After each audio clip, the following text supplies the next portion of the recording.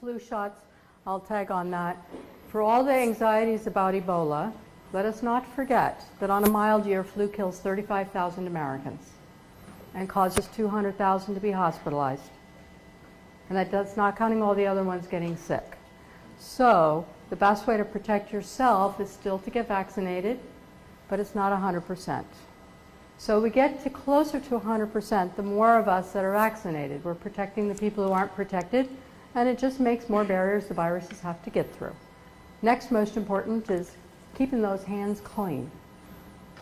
Okay? We carry alcohol, we got sinks and soap, we need to use these things. My third request is that flu is actually contagious before you get sick. It is most contagious the first 3 days that you are sick. So please, just don't say, I'm going to come to work today and try to tough it out. Stay home when you're worst. Come to work at the end of it and then try to tough it out and save your sick leaves on those days, please. So let's get on with Ebola, okay? Can you give me my slides, please? Okay, so everybody knows where it is. It's currently in 3 countries as part of a single outbreak in West Africa. It's also in a 4th country, Congo, which is where it was first discovered, but it's a different strain of the virus, so it's not considered part of the same outbreak. It is a separate, its own thing over there. Next slide. That's what it looks like, and the video will run.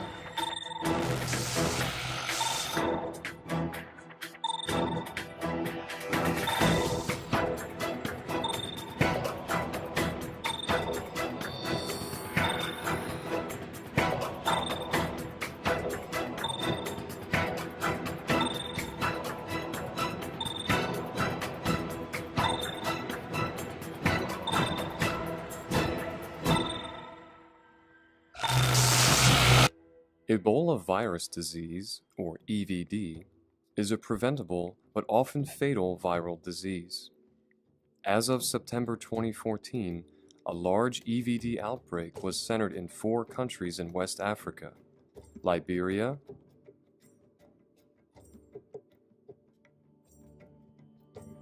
Sierra Leone,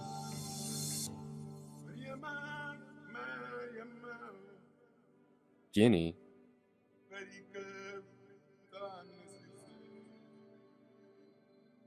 and Nigeria.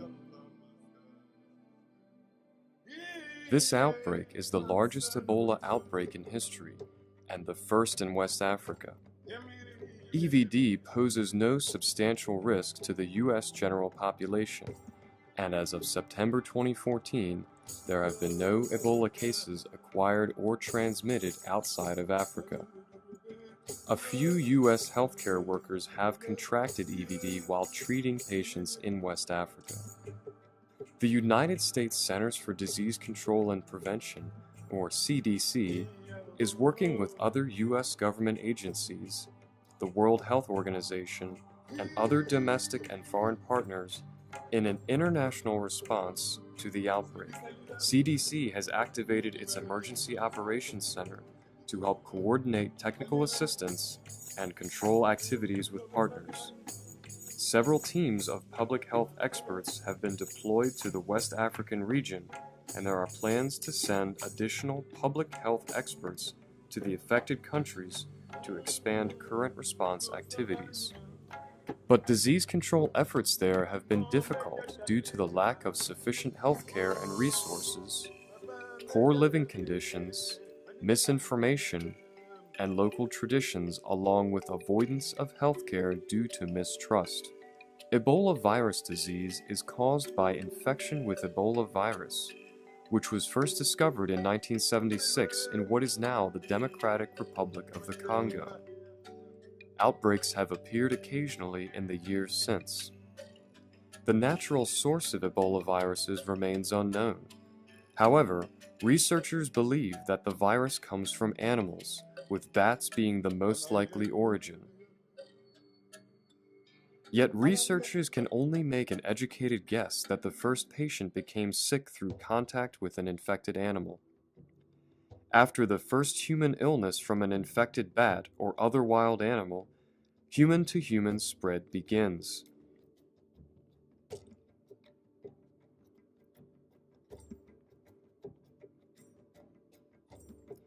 When EVD occurs in humans, it is commonly spread by direct contact with a sick person's blood or body fluids, or through objects such as needles that have been contaminated with infected body fluids, or through contact with infected animals. In Africa, given how poor the countries suffering outbreaks tend to be, infection in a healthcare setting is common because of a lack of personal protective equipment and the reuse of improper sterilization of contaminated syringes, needles, or other medical equipment. Also in Africa, other common means of Ebola virus spread include preparing the bodies of the dead for funerals or participating in burial rituals that involve handling the body. EVD is preventable, but often fatal to those who become infected. Healthcare workers and family and friends in close contact with Ebola patients are at the highest risk of getting sick because they may come in contact with infected blood or body fluids like vomit or diarrhea. During outbreaks, EVD can spread quickly within healthcare settings where hospital staff is not wearing appropriate protective equipment, such as masks, gowns, and gloves. Proper cleaning and disposal of instruments, such as needles and syringes, is also important. If instruments are not disposable, they must be sterilized before being used again. Without adequate sterilization of the instruments, virus transmission can continue and quickly speed up an outbreak. Only people with EVD symptoms or people who have died from EVD can transmit the disease. Diagnosing EVD in an individual who has been infected for only a few days is difficult because the early symptoms, such as fever, headache, and weakness, are not specific to EVD and are often seen in patients with more commonly occurring diseases, such as malaria or influenza. However, if a person shows early symptoms and there is reason to believe that EVD is possible, the patient should be isolated and public health professionals notified. The patient can then be tested to confirm infection. EVD symptoms include fever, weakness, loss of appetite, vomiting, diarrhea, headache, and stomach pain. Rash, red eyes, and bleeding are only seen in rare cases. EVD does not spread through water, food, insect bites, or by air, but only by coming into direct contact with infected body fluids or contaminated objects. There is no FDA-approved vaccine or specific treatment for EVD. Therefore, it is important to take steps to prevent Ebola. There are actions you can take to protect yourself. If you must travel to an area with known Ebola cases, make sure to practice careful hygiene. Wash your hands with soap and water at every opportunity. Carry and use alcohol-based hand sanitizers when soap and water are not available. Avoid contact with blood and body fluids. Do not handle items that may have come in contact with an infected person's blood or body fluids.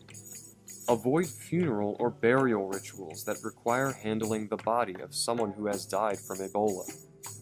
Avoid contact with bats and non-human primates such as monkeys or blood, fluids, and raw meat prepared from these animals. Avoid hospitals where Ebola patients are being treated. If you're traveling to an affected area to provide healthcare to Ebola patients, you should receive special training in standard, contact, and droplet infection control precautions and in the use of appropriate personal protective equipment. After your return, monitor your health for 21 days and seek medical care immediately if you develop fever or any other symptoms of Ebola. Tell the healthcare provider about your recent travel and your symptoms before you go in for treatment. Advance notice will help healthcare providers care for you and protect other people in the medical facility.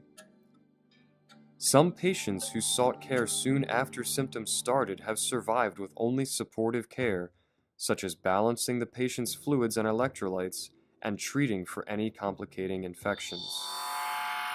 There are actions you can take to protect yourself if you are traveling to an area where Ebola transmission is occurring.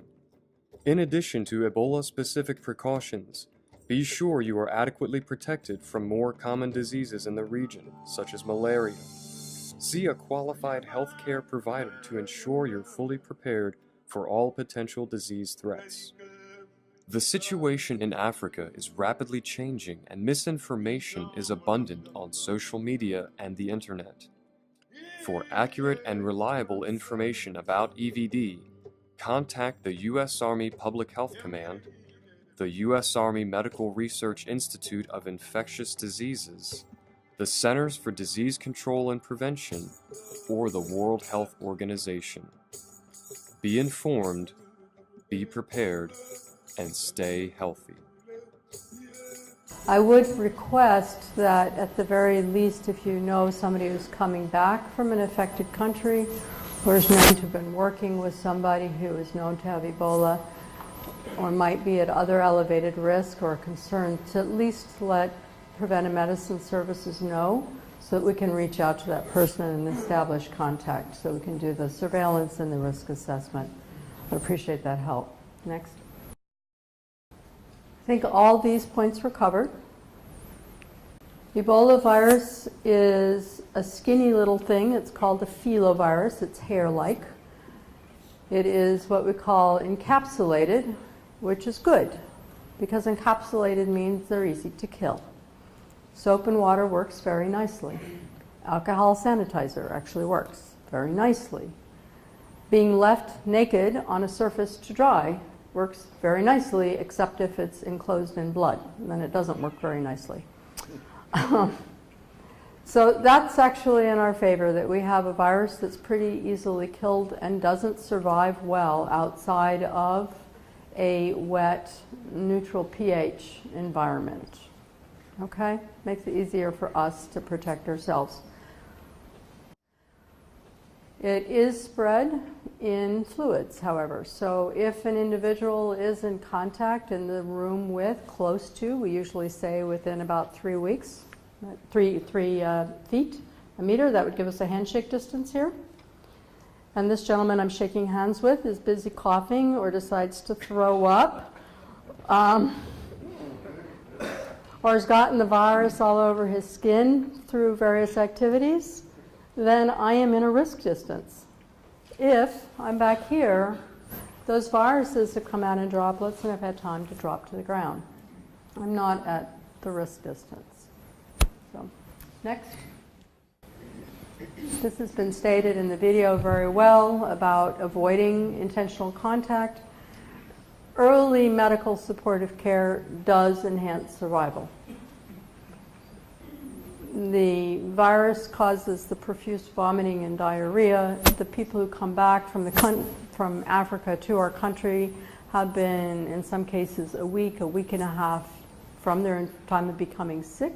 They're badly dehydrated. They've got lots of electrolyte shifts, and their body systems aren't coping well with that situation at all. So now we're dealing with problems with the liver, the kidneys, the intestines, etc.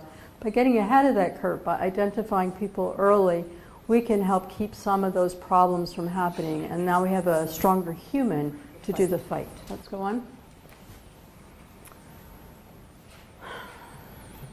Let's go on. We are going over to Africa. DOD is sending about 3,000 people. Public Health Service is sending about another 80. Our primary missions are not direct healthcare support, but to create infrastructure in which healthcare support can be delivered by others. So we're building facilities, we're conducting training, we're helping with logistics, and we're also creating a facility where, excuse me, responders, our own responders, can be treated should they contract it. Next. Well, we're also sending combat cameras, so I think we must be documenting our activities as well. All right. If you think that you or somebody asks you what you should be doing because they think they might be at risk because they were over there, or they think they were flying on a plane back with people who might have been there or something. Ebola virus has phases. There's asymptomatic. You're not sick, you feel fine, and you present no harm to anybody else. Next phase is what we call prodromal. You're starting to feel a little off, not quite well. Then you have mild illness, typically but not always a low-grade fever. Maybe it'll go higher. Your tummy may be sick. You might hurt all over, just like you think you're getting the flu, same symptoms, until you get very sick. Takes longer. The incubation period for all of those things to begin is up to 21 days. So that's where the 21 days surveillance comes in. So if there's a need, we have people traveling back or concerned they're traveling on a flight with others, whatever, this is where the 21 days surveillance comes in, where we're monitoring temperature, asking questions, hey, how you feeling, etc. So that if a person moves into symptomatic, we can say, well, could be Ebola. More likely it's malaria, the flu, strep throat, whatever else is going on. But we're going to be sending you at that point to a facility that's prepared to A, protect themselves and other patients, and B, evaluate you for all those other possibilities, and also evaluate you for Ebola.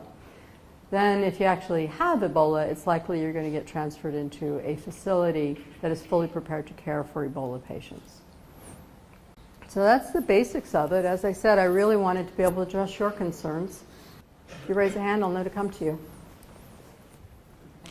My question is, once someone contracts Ebola and they recover, as we've seen on the news, a lot of those cases are recovering, does their body build up an immunity, or can they be reinfected again?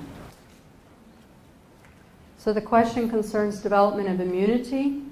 That question we actually don't have a good answer for. We certainly can measure antibodies to Ebola for a period of time after. We don't have data that shows whether those same people then are, if exposed again through an exposure that should give it to them, if they do in fact get it or not. So we don't know a good answer. Next question. You asked if insects can spread Ebola? Yeah, mosquitoes draw blood, right? Insects do not spread Ebola. So if mosquitoes stung a person with Ebola and have the blood and quality, that would have spread. So interesting question. So a mosquito bit the person who has Ebola, so they just had a blood meal that presumably contains the virus, and we squished that mosquito. I don't know if I am now vulnerable to getting Ebola. I don't know the answer to that. I can try to learn it for you, but I'm not sure that anybody does. If you want to give me your contact information afterward, I'll let you know what I learned. Anybody else? Morning, ma'am. You fast forwarded through the second to last slide. Do you mind putting it up again, please? Because I think the redeployment may be the most area of concern for our community in terms of our client services we provide, use of fitness facilities, bathrooms, water fountains. Is the Army's policy not to quarantine folks returning from that region for 21 days? Is it really relying on self-monitoring as the primary mechanism to protect the community at large after redeployment? I'm not sure that I'm the very best person in the room to answer this question, because that's a dialogue that's ongoing and it's evolving. That ties into the national discussion going on right now, which is civil liberties versus quarantine. Quarantine is where we're actually removing civil liberties from people who are not sick, and we don't know if they will become sick, as opposed to isolation, which is where you're already sick, and we know you're a hazard to somebody else. I do know that there are discussions that we have to decide, but I don't know that there's been a policy. Colonel Foley, do you know how that's weighed out, or one of your people maybe better could answer this, where we're at right now in the conversation? Yeah, no, I don't know off the top of my head, but it seems to be that the questions being asked is, are soldiers going to be, the soldiers that are deploying, are they going to be quarantined before coming home? And it looks like that's what's being addressed in the third bullet on the chart there, is that before the soldiers return to the United States, they will have been quarantined and cleared before even returning back home. I know that's true for some, because some soldiers that I just did training for, their orders specify that they will be quarantined, but it doesn't, it states at a place to be determined. So I don't think, I think we're presuming. Do you know? We were just Sergeant Meade? briefed. We were just briefed at Fort Leavenworth about the service members that's going up, to provide support. And it was briefed to us that they will receive those 20 days in country, as far as with the observation, to ensure, that they don't have the symptoms before they get on that plane to come back to the U.S. Okay, super. That includes civilians and contractors as well that were in the area. That is correct. Thank you very much. Other questions? I did, though, Beverly had a separate question. Do we know how long a infected patient remains contagious after they have overcome the... Once clinically recovered? Once recovered. How long does the person remain infectious after they've clinically recovered? It's not as neat and clean an answer. They're not releasing people from the hospitals until their blood tests for the virus RNA is negative. So we know that their bloodstream has cleared it. However, the virus has been demonstrated to reside in a potentially infectious manner in other bodily fluids, particularly semen. It's not known about vaginal fluids, but semen has been documented to have viral RNA for at least 2 months afterward.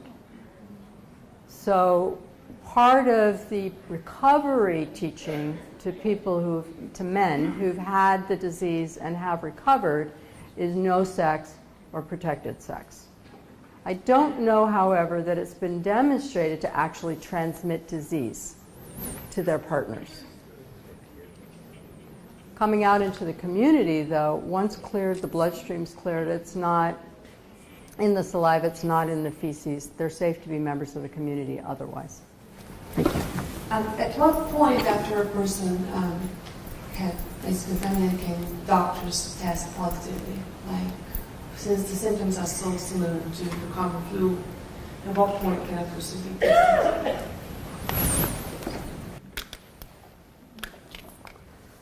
There is a specific test for Ebola virus. It's a blood test.